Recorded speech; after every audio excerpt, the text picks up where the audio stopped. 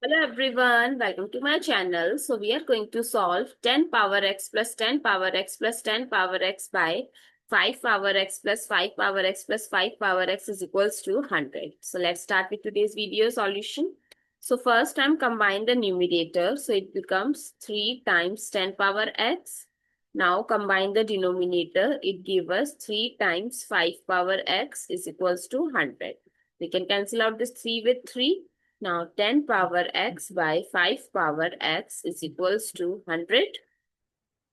So I can use the exponential rule and write 10 by 5 whole power x is equals to 100.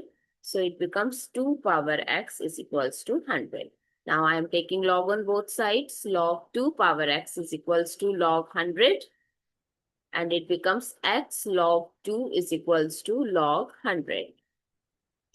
The value of log 100 is 2 and the value of log 2 is 0.3010.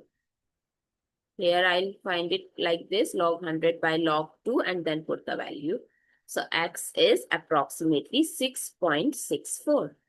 I hope you like the simple, easy math solution. And if you found it useful, don't forget to like, share, comment and subscribe to my channel. Thank you so much for watching this video. See you in the next video.